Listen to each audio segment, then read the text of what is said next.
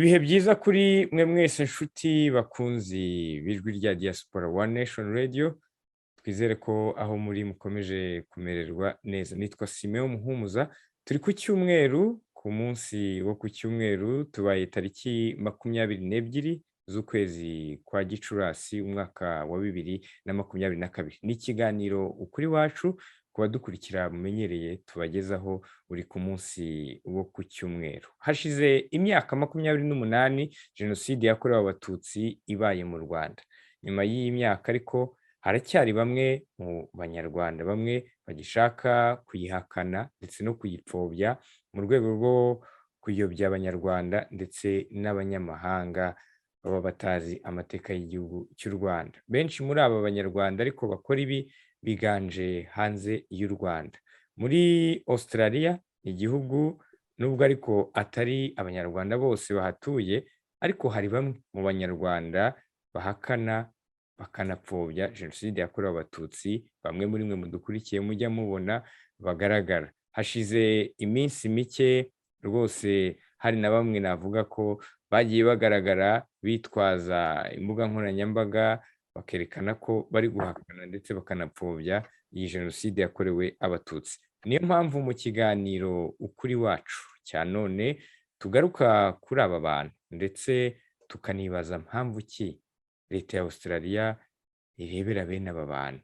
Ese ni ukubera iki? Hanyuma ariko nanone ese abanyarwanda bo batuye ahangaha batemera ibi bikorwa ndetse banazirikana Jenoside yakorewe Abatutsi bakora iki mu kwamagana bene aba bantu bahakana bakanapfobya iyi Jenoside yakorewe Abatutsi? Nk'uko bisanzwe kuba dukurikira mu kiganiro ukuri wacu tuba turi kumwe n'abatumirwa buri gihe badufasha gusesengura, tugatekereza, tukanarebera hamwe ku ngingo tuba tugiye kugarukaho uko bo babitekereza. Uyu munsi wa none turi kumwe n'abanyarwanda batuye muri iki gihugu cya Australia. Turi kumwe na Bwana Evariste Ngenzi, akaba ari perezida w'umuryango w'abanyarwanda batuye muri New South Wales muri Sydney, ariko ni mu gihugu cya Australia niho tuvugana aherereye. Bwana Evariste Ngenzi, tubaye ikaze mu kiganiro kuri wacu cya none. Murakoze Bwana Simeo, nishimiye kubana namwe. Murakoze. Turi kumwe na Madame Delphine Mutoni, ni perezida w'umuryango w'abanyarwanda baba muri Victoria muri Melbourne. Nawe turavugana ari muri Australia kuri ubu ngubu. Tubaye ikaze Madame Delphine Mutoni kuri One Nation Radio mu kiganiro kuri wacu cya none. Murakoze kutwakira. Murakoze. Turi kumwe na Dr Yves Christian Bugingo, n'umushakashatsi ariko kandi nawe atuye muri Australia muri Brisbane muri Queensland. Nawe turavugana ariho aherereye kuri ubu ngubu. Tubaye ikaze namwe Dr Yves mu kiganiro kuri wacu cya none. Murakoze cyane ku butumire. Turi kumwe kandi na Bwana Renatus muri Ndangabo, akaba ari umuyobozi wa Howe Australia. Iki ni ikiganiro kijya gica kuri radio iri muri Australia, ariko kandi nawe turavugana ari muri Brisbane muri Queensland muri Australia. Tubaye ikaze namwe Bwana Renatus mu kiganiro kuri wacu cya none.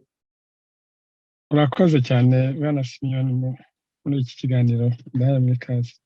Murakoze cyane. Hanyuma reka mpere kuri Bwana Evariste. Reka nkubaze, ngira ngo ibi bintu tugiye kugarukaho utuye aho urabibona, ariko umuntu yakwibaza ngo kugeza ubu iyo urebye uri perezida w'umuryango w'abanyarwanda baba muri uwo mujyi wa New South Wales, ariko ubundi muri Australia wenda mugenekereje hari nk'umuryango w'abanyarwanda ungana ute muri rusange wenda? Ntabwo mu by'ukuri mbere yo kugira icyo mbivugaho wenda mbabwire ko nk'uko bavuze ntuye muri Sydney, nkaba nkuriye community y'abanyarwanda ituye ahangaha muri Sydney. Kuri icyo kibazo Bwana Muhumuza, nuko umubare w'abanyarwanda batuye ahangaha wenda ntabwo dufite imibare ifatika twakubwira ubu ngubu, ariko ntabwo ari bakeya cyane kandi ntabwo ari benshi. Wenda ni bamwe mu banyafurika bakeya bari muri Australia, kuko hari ibihugu by'abanyafurika bifite abantu benshi kurenza u Rwanda. Abanyarwanda benshi bari aha ngaha ni abaje baje kwiga, abandi ni abaje bazanywe nk'impunzi zaje kuhatuzwa ziturutse mu bihugu bitandukanye. Ngereranyije bishobora kuba turi, ntabwo nzi neza imibare nyayo, ariko bishobora kuba bigera nko mu bihumbi, bya byose ntabwo bigera mu bihumbi 3 by'abanyarwanda bashobora kuba batuye aha ngaha. Yego, hafi aho urumva ko abantu bangana gutyo ntabwo aba ari abantu bake, ariko noneho ibi tugarukaho uyu munsi tujya tubona bamwe mu bahakanyi ndetse n'abapfobya Jenoside yakorewe Abatutsi muri rusange, ntabwo ari aho gusa, n'ahandi muri diaspora. Turi radiyo ya diaspora, tuganira n'abanyarwanda batandukanye bari hanze y'u Rwanda, ariko noneho umuntu yavuga ko aho ngaho iyo murebye mwe nk'abahari, muhari nk'abanyarwanda, navuga nk'abambasaderi b'igihugu cyanyu cy'u Rwanda, mubibona mute, mubona bangana gute kugeza ubu? Ese ni benshi cyangwa baracyari bake? Abantu bahakana mu by'ukuri ntabwo ari benshi cyane, gusa nuko inkuru mbi isakara vuba. Ibintu muherutse kubona mu minsi ishize, niba mwararebye neza, nuko abantu mwabonye bigaragambya ku mihanda bari abantu batarenze 4, ariko abo bantu 4 bagenda bakitirira ko bahagarariye community y'abanyarwanda, ukagira ngo ni ishyano ryose, mbega bose bavuga rumwe nabo. Ariko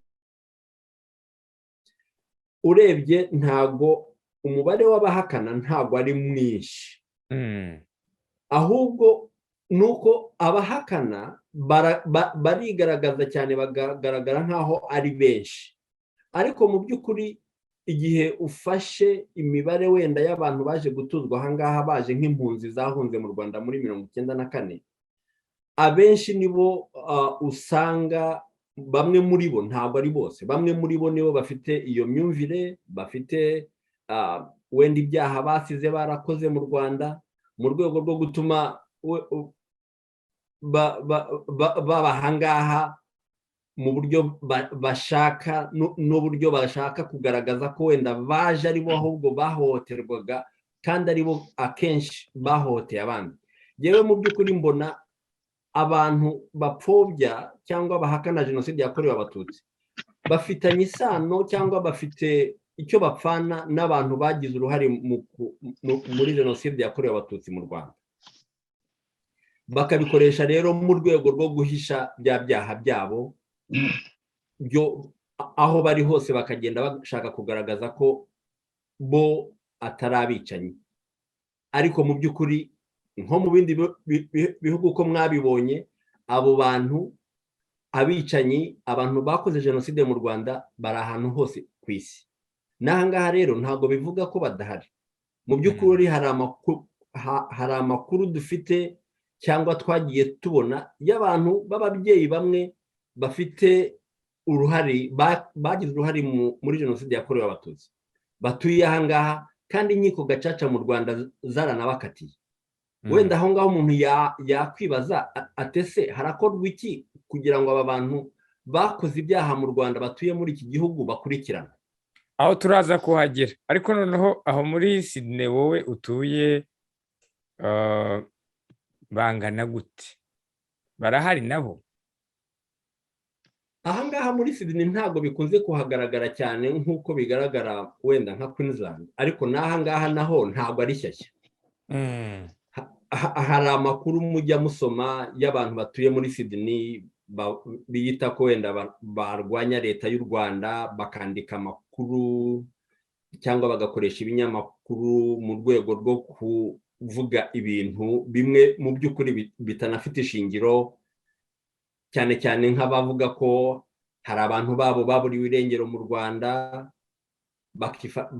bakajya mu binyamakuru aha ngaha bakavuga ko abo bantu bafashwe n'inzego z'umutekano bakaburirwa irengero, ariko mu by'ukuri ukabura ibimenyetso simusiga.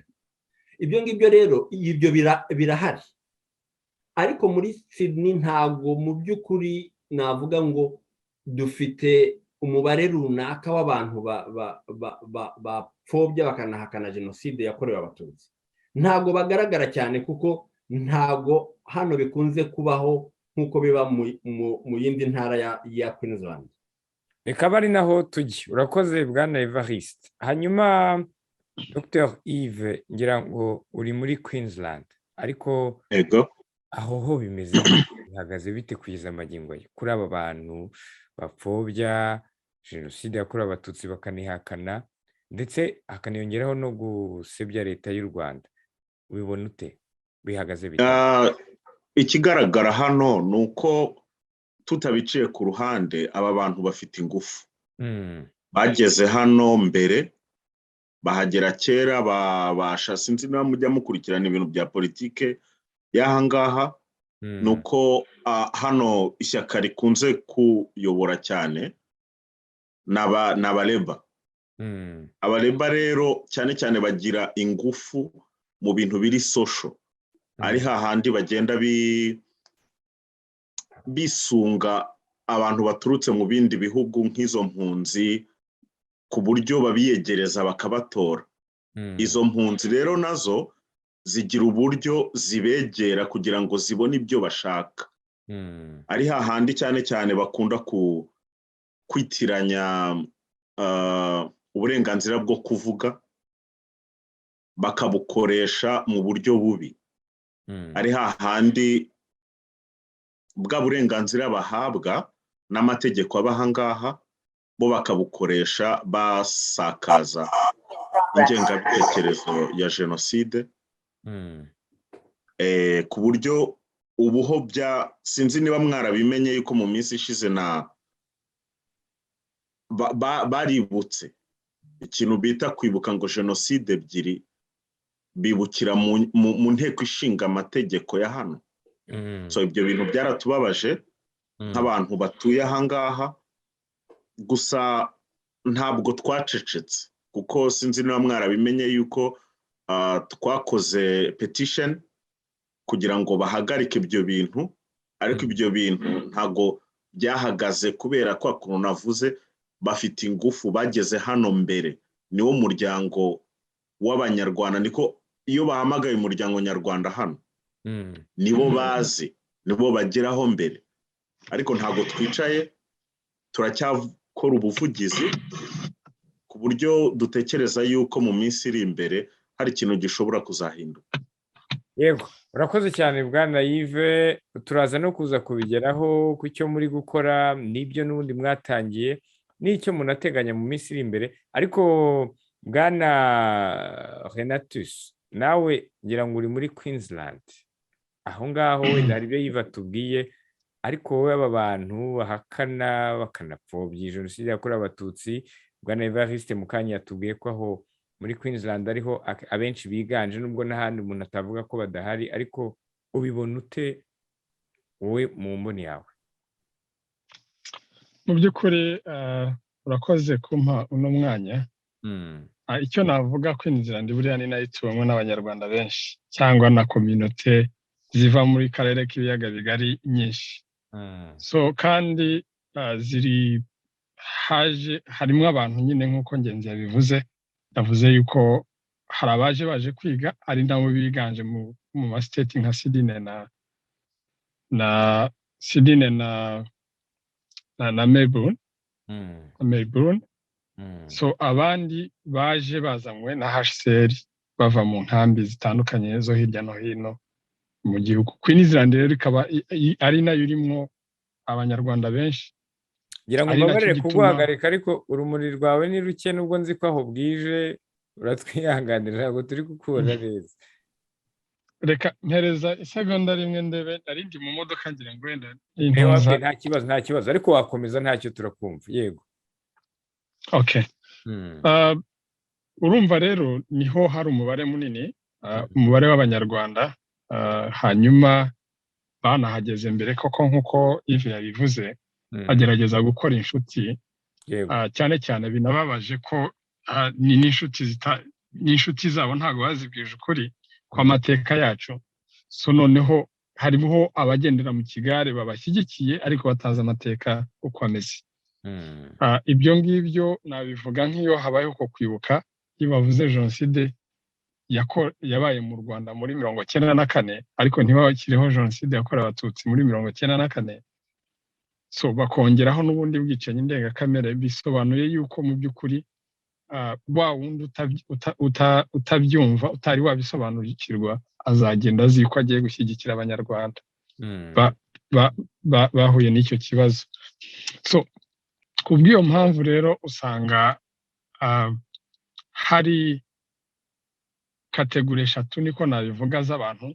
Hariho abantu bifashe badashaka kugira icyo bavuga, bazi ukuri, ndavuga mu banyarwanda. Hakabaho noneho b'abanyarwanda beruye bakavuga bati turarwanya, turapfobya tukanabiba ingengabitekerezo ya Jenoside.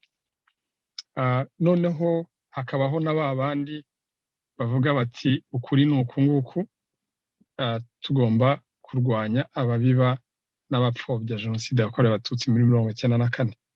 So imibare nk'uko wabivuze ntago mu by'ukuri igaragara hanze uko abantu bavuga, ntago ari myinshi nk'uko abantu babitekereza. Abantu bakeya, agatsiko k'abantu batarenze 5-6 bashobora kuba bategura ibyo, ariko ntago ari benshi. So abenshi nabifata badashaka kujya mu gikorwa nk'icyo na kimwe. Abandi bakurikiyeho nabagerageza kurwanya ibyo bikorwa, ariho harimo za RCA za Rwanda Community Abroad.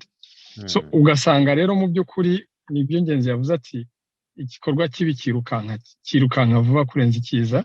Ariko mu by'ukuri ngewe mbona yuko wenda simbizi nimba umuti wabyo ni ukwigisha, utanga ubukangurambaga nyabwo, kugaragaza amateka nyakuri, uko abana benshi urubyiruko ntago ruyazi kandi ruri muri abo ngabo bifata. So bivuze rero ngo Queensland igituma duhura n'ibyo bibazo, dufite abantu benshi, tukagira noneho n'abantu bahari mu by'ukuri batumva amateka uko ameze. Yego, urakoze cyane. Bivuze ngo rero okay, urakoze. Hanyuma Madame Delphine Mutoni, muri Victoria aho byifashe bite kugeza ubu ngubu? Murakoze Simo. Muri Victoria mu by'ukuri twavuga ko ntabwo twavuga ko ku mugaragaro bimeze nk'ibyo muri dufite Jenoside deniers nk'uko muri Brisbane bimeze, kubera ko twebwe muri make twavuga ko tukiri state, nibura twitwa ko turi hamwe, dusa naho dushyize hamwe, kuko tugira kwibuka, tukagerageza kuinvolvinga abanyarwanda bose aho turi, tukagerageza kubwirabwirana twese hano muri state ya Victoria uburyo twese tubasha kwitabira igikorwa cyo kwibuka. So far ntabwo twari twagira aho duhura n'abantu bagomba kuvuga ngo baraturwanya, nta kwibuka cyangwa iki ngo bibe, niba binaba ntitubimenya kuko bitaba ku mugaragaro, cyangwa ngo tube twahura n'ibibazo. Ubona kame nibura tugereranije n'ibiba muri Queensland, so far twavuga ko twebwe tubasha kwibuka kandi tutabangamiwe. Yego, icyo dukora ni uko tugerageza kuinvolvinga abana mu kwibuka. Buri gihe tugira component yo gushyiramo abana, nk'igihe tukareba ka activity k'abana tugomba gucishamo, niba ari message yabo cyangwa se akaba aribo barayitinga candles, tukagerageza gushyira mu Cyongereza kugira ngo n'abana babyiruka bamenye neza amateka yacu, ku buryo nyine tudahura n'izo mbogamizi zo kuvuga ngo twaba dufite ba Jenoside deniers. Yego, hanyuma iyo rero mu mboni yawe umuyobozi n'ubundi umuryango w'abanyarwanda babaho ngaho muri Victoria, iyo urebye mu by'ukuri ubona aba bantu ibi bikorwa bakora, abo ntabwo baraba benshi, ariko n'ubundi uri muri Australia muri rusange iyo ubarebye aho ngaho, niho uyu munsi twibanze, ariko ubona babikora ubundi bishingikirije iki kibibatera? To be honest, ntabwo umuntu yavuga ngo bishingikirije iki ntabwo wakimenya, keretse nawe uri muri uwo mugwi ngira ngo cyangwa uri muri iyo gurupe yo kuvuga ngo urabarwanya nibwo wamenya papasi yabo yo kugira ngo babikore.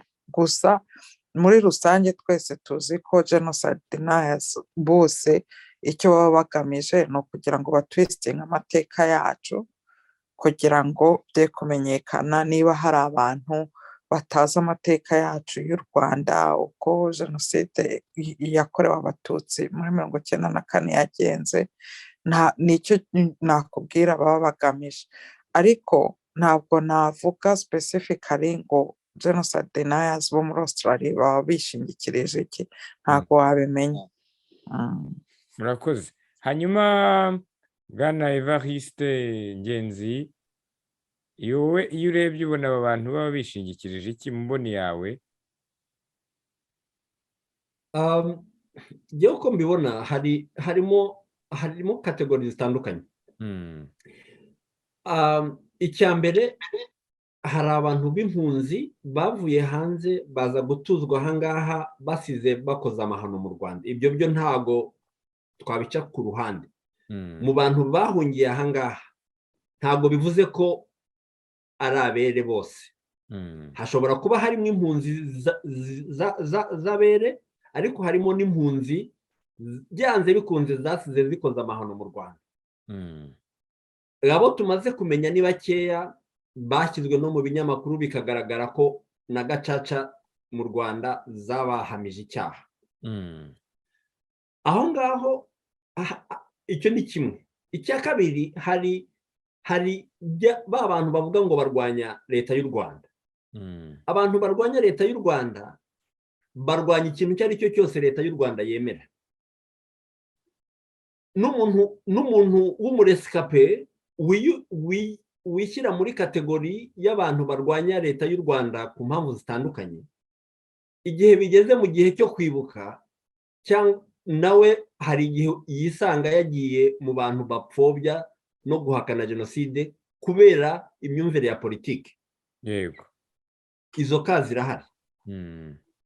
Ikindi ni uko n'abo bantu barwanya igihugu batuye hirya no hino bagize amahirwe yo kuza muri iki gihugu, bakajya bakora mobilizasiyo y'abo bantu, abo bantu bakabayoboka, bakabaha n'imisanzu, bivuge ngo baje kubona ahantu bisanzuye bakorera ibikorwa byabo nta mbogamizi, nta muntu bateye hejuru.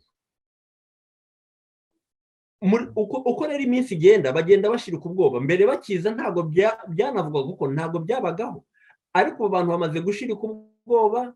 Abana baje ari batoya bamaze gukura, bakuze babatoza, bababwira amakuru apfuye, ku buryo abana benshi nk'ubwo ngubwo abana mubona baba bari involved muri ibyo bikorwa bijyanye no kwibuka jenoside ngo y'Abanyarwanda, ni abana babyirukiye ahangaha, ariko ababyeyi babo babatoje bababwiye ayo makuru agoramye, bituma abana bakura ari byo bumva cyangwa bamenya, none ubu ngubu nibo bari imbere bagenda bapfobya.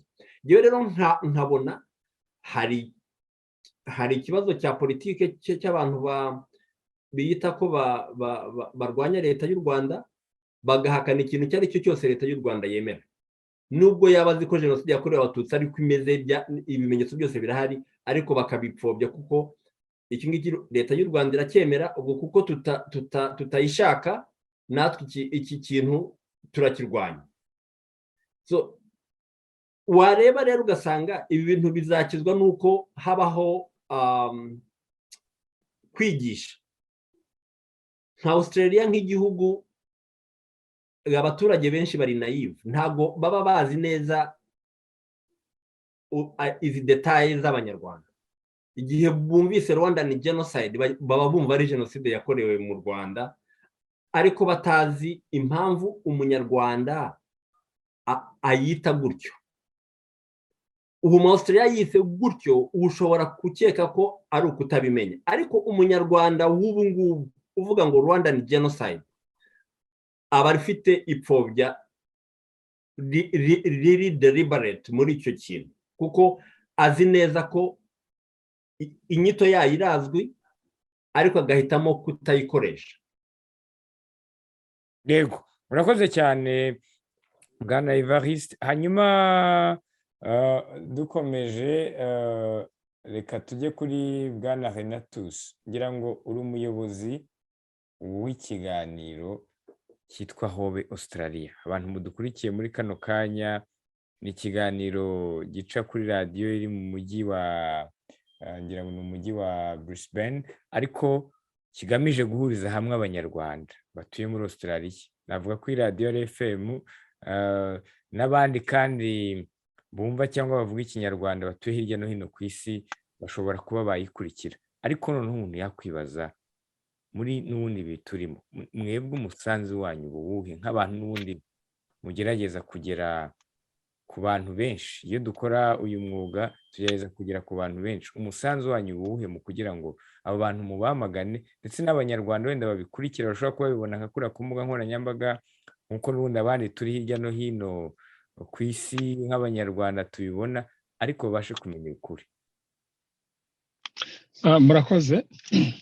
Nk'uko nabitangiye mbivuga, navuze wenda ni ikiganiro cy'ikinyarwanda kiri kuri 98 n'igice kimwe ari Foibe FM. Ni radiyo ya leta ariko ama community agenda abona ama program atandukanye. Igituma iki gitekerezo cyaje, wenda bariho mpera, cyaje kubera yuko Australia kiri mu bihugu najemwo nsanga abantu bafite icyizere cyabo n'igikeye, naho bari bafite urwikekwe. Mbega ni nko kuba ngo barafunze kandi bafunguye, umuntu kuba ari ahantu hari space ariko agashaka kwifungira hamwe. So nicarana n'abashuti banjye dutekereza ni igiki twakora gishobora kuba cyatuma abantu babasha kumenya uburenganzira bwabo, babasha kumenya kumva ururimi rwabo, babasha kumenya kugira ubuvugizi butandukanye, kuko ni ibintu byinshi dukora. Dushobora kujya kureba Minister wa Immigration tukagirana ikiganiro tumubaza ku bijyanye n'uburyo abantu babona uburenganzira bw'ibyangombwa, abandi bagatinda kubibona, ibintu bitandukanye. Ariko icy'ingenzi ko ari no kureba muri community zacu tubanye gute. Urwikekwe, umuntu araza akavuga ngo waje kuri passport, wimba waje kuri passport watuma, ukibaza icyo bamugutumyeho, ukanareba n'icyo ari cyo ngo nabivuga, ukabona mu by'ukuri nta cyari. Leta ishobora gufata umuntu ikamutuma ku muturage nawe utanizi na identité. Tugiye kureba dusanga mu by'ukuri harimo ignorance, cyangwa hari kutimenya, cyangwa ngo bamenye naho bari. Urumva, tugerageza gukora icyo kintu kimeze nka umbrella. Icy'ingenzi icyo turiho dukora cya mbere ni ugukora ubuvugizi, tugaragaza ibyiza igihugu kimaze kugeraho, tugaragaza ibyiza abanyarwanda bamaze kugeraho, tugaragaza ibyiza natwe dukwiriye kugeraho, cyangwa dukwiriye gufatanya nabo tukaba twagera ku bintu byiza. Biri muri kategori nk'eshanu, ariko reka mvuge eshatu. Harimo transformation, harimo kuzamura ishoramari ari ryo n'intuzi, hakabamo noneho no kuzamura umuco, kuko turi muri ibi bihugu abana bacu bazakura batazi izi ndimi. So ibyo bintu rero nibyo tugerageza kwigisha abantu, tugahamagara inzobere zitandukanye, tukagerageza gusobanurira abanyarwanda ko isano ryabo ari rinini cyane kurenza ibyo bariho bapfa. Isano ryabo ni rinini kurenza kutamenya ibyo bari mu. Nukuvuga ngo twicariye ubukungu ariko ntago tubuzi, ntago tubufatanya.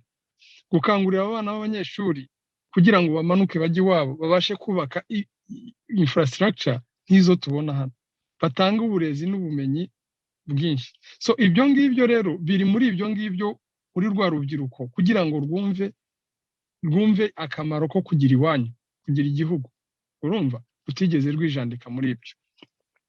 So no guhamagara abantu bazi amateka kugira ngo basobanurire urubyiruko amateka cyane cyane yaranze u Rwanda hambere, mbere ya Jenoside yakorewe Abatutsi muri 1994. bareke kwihisha inyuma y'abantu bakoze ibibi, cyangwa batumva. Hariho abageze ahanga baravuga ati twageze aho tugiye, ariko bakibagiza ko bafite imiryango myinshi mu Rwanda, kandi iyo miryango ikeneye kubaho. usanga rimwe na rimwe banimana n'amahirwe yo kugira ngo n'iryo shoramari rikorwe, ahubwo kubera yuko ya myumvire mibi y'abantu bafite ibyo bihisheho, ugasanga bariho baragenda babuza n'abandi batanga amahirwe. Hobe rero Australia ni ijwi ry'abanyarwanda, ni ijwi ry'abantu bumva ikinyarwanda, nta nubwo ari n'abanyarwanda wenda tuvuge bo mu Rwanda gusa, no kuvuga ngo bumve ururimi rw'ikinyarwanda, kugira ngo bumve aho bari babashe no gusubira inyuma, bateze imiryango yabo imbere, bave mu ngengabitekerezo n'amacakubiri yatugejeje ahantu habi, byatumye igihugu kigira igihombo n'isi kikagira igihombo, na n'ubu ngubu abantu bakaba bari mu ntuzi. Ariko wenda icyo navuga nk'umusaruro umaze kuvamo ni uko ubona yuko iyo positive iragenda igaragara, kandi turibaza yuko tuzagomeza twigisha. Yego, urakoze cyane bwana Renatus. Hanyuma bwana Dr Yves Christian Bugingo, iyo umuntu atekereje akabona ibintu nk'ibi nka biriya wavugaga twabonye mu minsi ishize by'abantu bigaragambya, ariko ukanabona ni mu gihe cyo kwibuka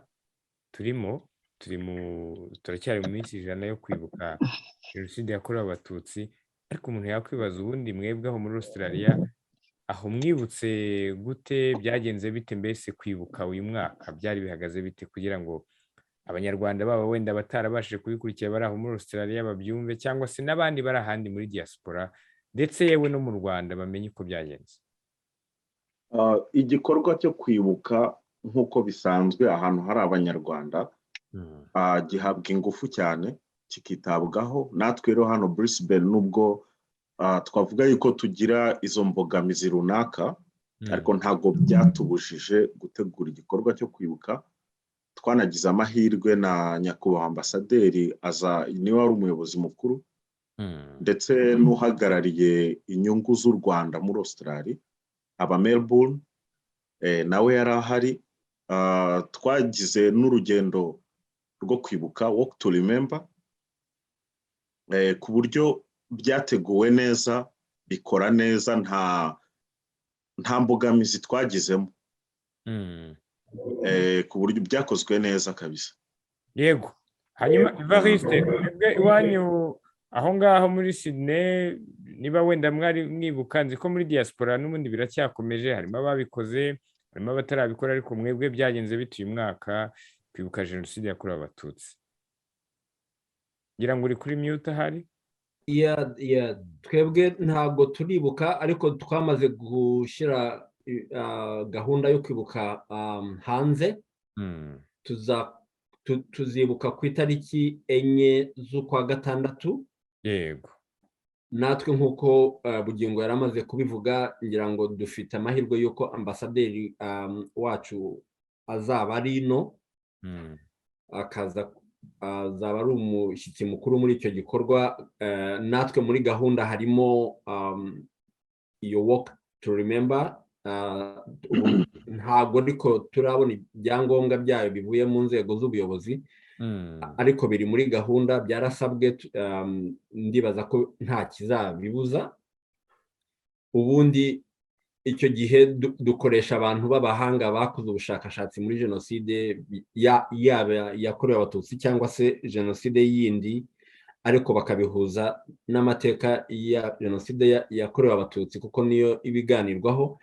Ikiba kigamijwe cyane ni ubukangurambaga, ni no kumenyesha Australia bakamenya neza iyo Jenoside yakorewe Abatutsi, amateka yayo nuko byagenze. Noneho bigahurirana n'iki gihe turimo kigoye cyane cyo gupfobya, kandi ugasanga Australia yaragaragaye mu hantu ibyo bikorwa byo gupfobya bigaragara. Ubwo rero tubiha umwanya n'ingufu nyinshi zo kugira ngo dutegure icyo gikorwa kizagire impact, kuko urebye nk'ubu ngubu tuba dufite abantu bazatanga ibiganiro babyize, babizi, batanga amakuru afatika. Noneho twagira Imana tukagira n'abayobozi baza gutanga ibiganiro nabo. Noneho kuko tuzaba dufite ambasaderi w'u Rwanda, urumva ko bizaba ari n'akarusho. Ariko mu by'ukuri nuko itariki 4 z'ukwa gatandatu nibwo twebwe tuzakora icyo gikorwa cyo kwibuka. Yego, urakoze cyane. Hanyuma Madame Delphine, mwebwe muri Victoria bimeze bite, kwibuka byagenze bite cyangwa se hari icyo muteganya? Murakoze, twebwe twamaze kwibuka, twagiriwe ubuntu bw'uko ambasaderi yari hano, yari ari mu ruzinduko hano muri Australia agomba gusura state zose, hanyuma twagiriwe ubuntu ko rosette ubundi twari twarateganije kwibuka, twagombaga kwibuka mu itariki 24 z'ukwa kane, ariko tumenye ko uruzinduko rwabaye confirmed, tugiriwe ubuntu ko ambassador azaba ari hano, nibwo noneho twafashe gahunda yo kuza guhuza nawe n'urwo ruzinduko, twibutse itariki 7, umunsi wo gutangira icyunamo, ndetse ngira ngo niba mwarabibonye, niba muri no mu Rwanda, kuko twaciye na live, twakoze interview natwe hamwe na ambassador. Yego, byagenze neza kandi twaributse nk'uko nabikubwiye, twari dufite na component y'abana kugira ngo nyine kwibuka ni part of, uretse no kuvuga ngo twumva umunyarwanda wese ahari kwibuka Jenoside yakorewe Abatutsi muri iyi minsi 100, twumva ari nka devoir ya buri munyarwanda wese, ariko cyane cyane bikaba akarusho kuri nkatwe tuba turi mu mahanga, kuko biduha no kugira ngo twigishe n'abanyamahanga, isi yose mbese, kugira ngo buri muntu wese amenye ibyabaye mu Rwanda, Jenoside ntizongere kuba ukundi, uretse no kuba yarabaye mu Rwanda, uretse no mu Rwanda ntizagire n'ahandi yakongera kuba.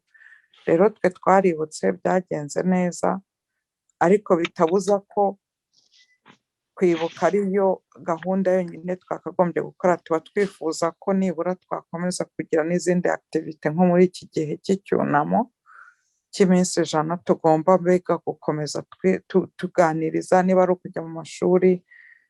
Dufite hano umuntu wanditse n'igitabo, niyo mahirwe dufite, Frida Umuhoza. Noneho icyo gihe hari kajya no mu mashuri akavuga, icyo gihe n'abanyeshuri cyangwa se n'ahandi hose agiye kuvuga, biba kugira ngo barusheho kumenya amateka yacu nk'abanyarwanda bari hano muri Melbourne, noneho bakumva n'ibyabaye, nabo baba bashobora kugenda batwistinga bashaka kuvuga ko ari Jenoside yo kwibuka abanyarwanda, ntabwo ari iy'abanyarwanda, kuko na UN yarabyemeje ko ari Jenoside yakorewe Abatutsi. yego, urakoze cyane Madame Delphine. Hanyuma ariko mwe mudukurikiye muri iki kiganiro, birashoboka ko mushobora kuba muri Australia cyangwa se muri n'ahandi muri diaspora. Turi ijwi rya diaspora, ariko kandi niba muri no mu Rwanda, ariko mushobora namwe kugira umwanya mutanga muri iki kiganiro, mukaduha ibitekerezo byanyu muciye aho hasi muri comments, mukatubwira icyo mubitekerezaho, uko mubibona. Turi kugaruka ku ngingo yo kumenya abantu bapfobya, tukamenya imigambi yabo, bapfobya bakanakana Jenoside yakorewe Abatutsi, ariko uyu munsi twibanze mu gihugu cyo muri Australia. Turi kugenda tugana ku musozo, ariko mu minota mike dusigaranye, reka mbaze Dr. Yves, ngira ngo uri umushakashatsi, hari ibintu byinshi urisacingaho, reka nkoresha urwo rurimi ruvanze n'icyongereza n'ikinyarwanda, ariko se iyo urebye mu mboni yawe, uri muri Queensland, niho mwese mwahurije ko ariho higanje benshi, nubwo n'ahandi tutavuga ko badahari, aho muri Australia bapfobya bakanakana Jenoside yakorewe Abatutsi.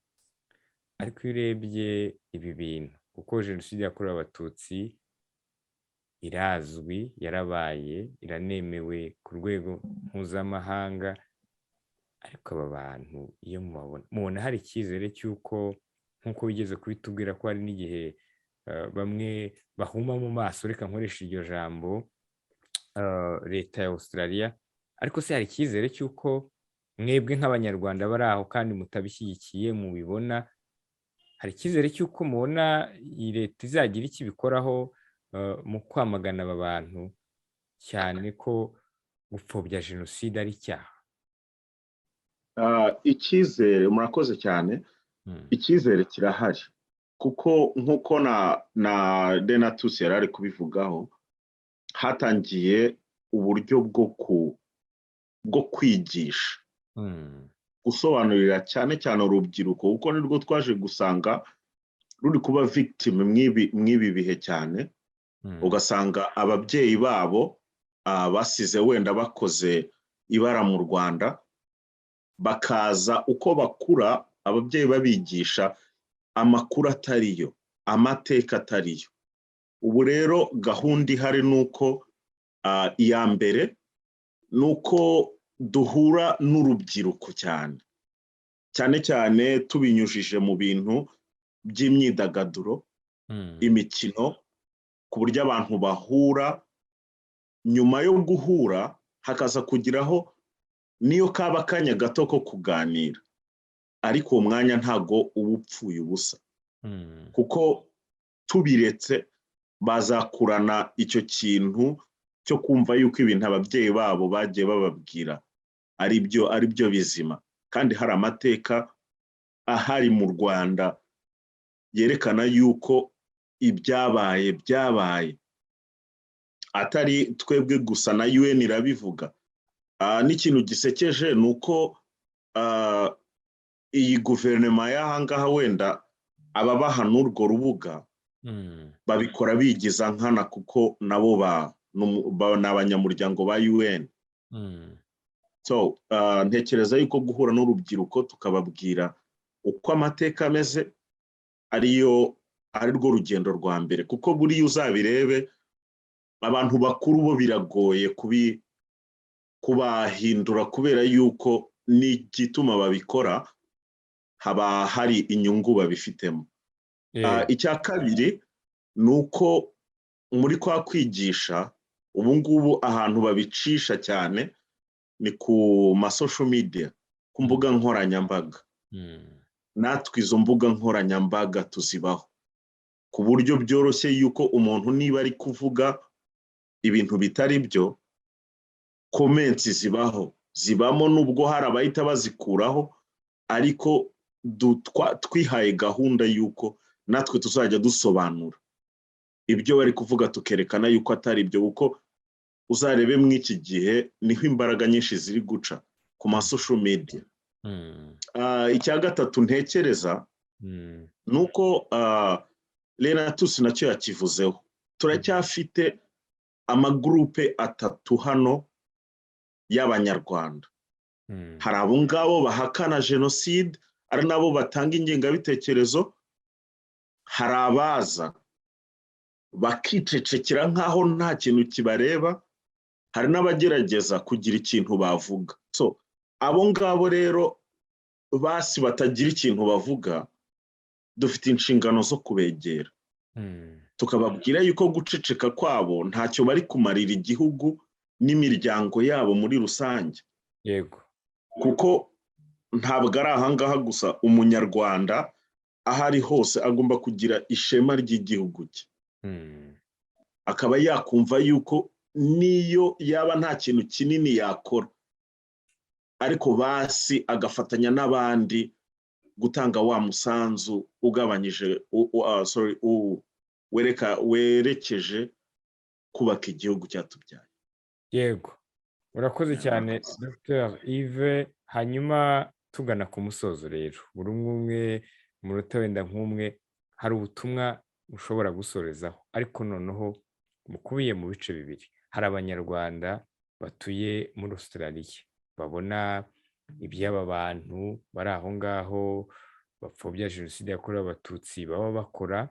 Yves yabivuze, hari bamwe mu barimo abifashe, hari n'ababasha kuvuga, abo hari ubutumwa mwabaha, ariko nanone mugatanga n'ubutumwa kuri bene aba bantu barangwa n'ibi bikorwa bari aho ngaho. Reka duhere kuri Bwana Evariste Ngenzi. Ubutumwa ngewe nasorezaho nuko ibikorwa bigayitse ntacyo bizamarira Abanyarwanda. Guhakana amateka azwi yabaye y'ukuri ukayagoreka uko wishakiye, ntago bizarama. Abanyabyaha bari aha ngaha basa nkaho wenda babonye ahantu batagira gikurikirana. Wenda agiye mu butumwa bwanjye nuko icyaha nibaza ko kizagera ahantu kikagira ingaruka ku wagikoze, kuko gukurikirana abanyabyaha nibaza ko ari inshingano ziriho, cyane cyane noneho abantu bakoze jenoside, icyaha kidasaza bari aha ngaha muri iki gihugu. Nibaza ko abo ibimenyetso byabo byabonetse, ndizera ko wenda inzego zishinzwe ubutabera z'igihugu cyacu zikorana n'izaha ngaha zikazagera ahantu abo bantu bashobora gushyikirizwa ubutabera, kuko nibiramuka bibaye bizatanga umusanzu munini cyane mu rwego rwo guhangana n'ibibazo byo gupfobya no guhakana jenoside yakorewe Abatutsi. Yego, urakoze cyane. Hanyuma se kuri aba bantu bo barangwa n'ibi bikorwa, bo ubutumwa babaha ni ubuhe, Bwana Evariste? Abarangwa n'ibi bikorwa bo ntabwo twabarebera aho ngaho ngo tubihorere bakomeze bakora ibyo bakora byo guharabika byaba ari abanyarwanda bose cyangwa se no guhakana igikorwa ikintu cyabaye kizwi. Icyo nababwira ni uko ntabwo tuzabarebera, tuzakomeza kugaragaza ukuri, tuzakomeza guharanira ukuri, kandi igihe uri mu kuri uratsinda. Ntabwo rero twarambirwa, dufite ubushake, ntabwo tuzarambirwa gukomeza guhangana n'ibi bibazo, tuzagaragaza ukuri kandi amaherezo ukuri kuzatsinda. Urakoze cyane Bwana Evariste. Hanyuma Bwana Renatus, wowe ubutumwa bwawe ni ubuhe ku banyarwanda badukurikiye muri aka kanya, by'umwihariko bari aho muri Australia babona ibi bintu, ariko noneho unasoreze no kuri abo bantu barangwa n'ibi bikorwa twagarutseho uyu munsi? Ubutumwa bwanjye, murakoze. Ubutumwa bwanjye ni ubungubu, ni ukuvuga ngo icya mbere ni ukumenya yuko u Rwanda ni igihugu n'ingobyi yacu. Twebwe turi aha turi abantu bakeya kurenza abavandimwe bari mu Rwanda. Ni igihugu tugomba gusigasira kikagira iterambere rirenze n'iry'ibi ngibi turimo, cyangwa kikagera kuri ibi ngibi. Bivuze ko abanyarwanda dukwiriye gufatanyiriza hamwe, tugasenyera umugozi umwe, tukareba uburyo twashyigikirana tugatera imbere. Haba aha ngaha aho turi tugashyigikirana, haba ari mu gihugu cyacu nacyo tugashyigikira abakirimo kugira ngo tubashe gutera imbere. Ni ukuvuga ngo ibyo byose tuzabigeraho gute? Ari uko twiyimye negative ziriho z'abahakana n'abapfobya jenoside, aho ndavuga mu rubyiruko. Tukareba yuko dushobora kuba twafatanyiriza hamwe kugira ngo tugere ku iterambere rirambye, kuko n'ibi bihugu byose byari bimeze nk'ibihugu byacu. So icyo navuga kubahakana n'abapfobya, mu by'ukuri nabo bakwiriye kumenya ko ari abakoze jenoside, ari abatayikoze bari muri ibyo byo guhakana. Mu by'ukuri ntabwo ariyo nzira nziza yo kugira ngo bagoreke amateka, bagomeze bice inshuro nyinshi cyane. Nuko buriya kwica ntabwo ari ugufata umupanga ngo wice cyangwa ngo ufate imbunda urase, kubera no kwica umuntu mu bitekerezo, kwica umwana umwigisha ingengabitekerezo, uba ukiboha inshuro nyinshi cyane. So tukaba tubasaba ko nabo bakwiriye kureba ibyabaye ko nta kamaro byigeze bimara, bagatuza, bakabasha bakigisha abana babo, bakabarekura, bakaba free. Ubwo ubutabera nabwo bugomba gukora ibyabwo. Noneho ngira ngo niyo nama natanga. Murakoze. Murakoze cyane Bwana Murindangabo. Hanyuma ariko nawe Madame Delphine Umutoni, hari ubutumwa nawe wahaba abantu barangwa n'ibi bikorwa, ariko nanone ukanagira ubwuha abanyarwanda bari badukurikiye muri iki kiganiro, by'umwihariko batuye muri Australia, babona bene ibi bintu? kugira ngo ubutumwa nasorezaho ni uko buri muntu wese nk'umunyarwanda uri hano muri Australia twakagombye guterana ingabo mu bitugu. Ntituri benshi cyane, ariko nanone ntituri bake, ko twaterana inkunga kugira ngo tubashe kwigisha amahanga ndetse n'aba Australians bari aha ngaha cyangwa n'abandi banyafurika batari abanyarwanda amateka yacu, kugira ngo jenoside itazongera kubaho ukundi. Naho ku baba bapfobya, icyo navuga cyo ni uko n'ubundi ibyakozwe birahari. Ntabwo iyo UN yarinze yemeza ikintu, ntabwo ntekereza ko hari uwarengaho ngo abihakane. Numva ahari ari nko kwigiza nkana, kuko ibimenyetso birahari kandi bigaragarira buri wese. Jenoside yakorewe Abatutsi yarabaye, ntawe uyihakana, nubwo wayihakana kajana, ntekereza ko ibimenyetso bihari kandi ahubwo bakagombye kugaruka tugafatanya twese tukigisha, ndetse n'urubyiruko rw'ejo n'abana b'ubu bato dufite ubu ngubu n'ejo bundi bakamenya amateka yabo, ntibizongere kubaho ukundi. Yego, urakoze cyane Madame Delphine. Hanyuma Dr Yves, nawe hari ubutumwa wasorezaho, haba kuri aba bantu barangwa n'ibi bikorwa twagarutseho uyu munsi, haba ndetse ariko no ku banyarwanda babibona badukurikiye by'umwihariko bari aho muri Australia? Murakoze cyane. Njyewe ndabanziriza ku bantu bari gukora ibi bintu bibi cyane byo gushishikariza ingengabitekerezo ya Jenoside. Bagomba kumenya yuko amacakubiri ntahaganisha uretse gusenya umuryango nyarwanda, kandi niryo pfundo ryacu. Bakongera bakibuka yuko ukuri byanze bikunze kuzatsinda. Nkongera nkabwira urubyiruko rwacu ko rugomba gushishikarira kumenya amateka y'u Rwanda, kuko ahantu hose wava ukagera, iyo utazi yuva ntabwo umenye yujya. Kandi babifitemo, bagize n'amahirwe yo gusura nk'igihugu cyacu, kuko igihugu cyacu barabizi kirafunguye kuri buri muntu wese, bazabona ibimenyetso by'amateka ko biri ahantu hose, ku buryo nabo ubwabo bashobora kwirebera n'amaso. Nkongera nkabwira rero ba bantu nabo bacecetse bumva yuko bitabareba, ko nta kintu na kimwe aho waba uri hose, ubwenegihugu bungahe wagira, nta gihugu kizaruta u Rwanda. Kandi nk'abanyarwanda dufite inshingano zo guhuriza hamwe kugira ngo dukorere. Murakoze. Murakoze nawe Dr Yves. Nshuti bakunda One Nation Radio, ijwi rya diaspora, reka babwire ko aha dusoreje ikiganiro kuri wacu cya none. Twagarukaga ku kumenya imigambi y'abahakanyi n'abapfobya Jenoside yakorewe Abatutsi bihishe mu gihugu cya Australia. Uyu munsi ni umwihariko twahaye iki kiganiro.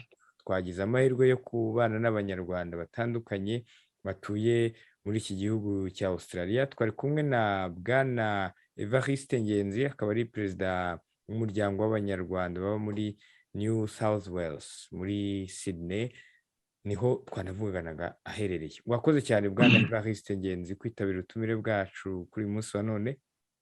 Mwakoze cyane namwe Bwana Muhumuza. Twari kumwe kandi na Madame Delphine Umutoni, akaba ari perezida w'umuryango w'abanyarwanda baba muri Victoria. Mwakoze cyane Madame Delphine Umutoni kwitabira ubutumire bwacu kuri uyu munsi wa none. Murakoze cyane Sema. Twari kumwe kandi na Dr Yves Christian Bugingo, n'umushakashatsi ariko nawe akaba atuye mu muryango w'abanyarwanda n'umuryango w'abanyarwanda bo muri Brisbane muri Queensland. Nawe twavuganaga ariho aherereye. Dr Yves, mwakoze cyane kwitabira ubutumire bwacu. Mwakoze namwe ku butumire mwaduhaye. Twari kumwe kandi na Bwana Renatus Murindangabo, akaba ari umuyobozi w'ikiganiro cya Howe Australia gica kuri radiyo iri muri iki gihugu yanatubwiyeho. Nawe twavuganaga ari muri Brisbane, nawe ari mu muryango w'abanyarwanda baba muri Brisbane ni muri Queensland, cyo kimwe na Yves. Mwakoze cyane Bwana Renatus Murindangabo kwitabira ubutumire bwacu. Mwakoze cyane Bwana Muhumuza kudutumira muri iki kiganiro, kandi ngomeze mugire ibihe byiza.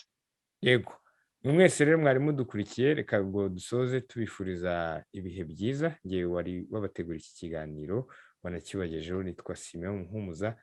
Mugire amahoro y'Imana.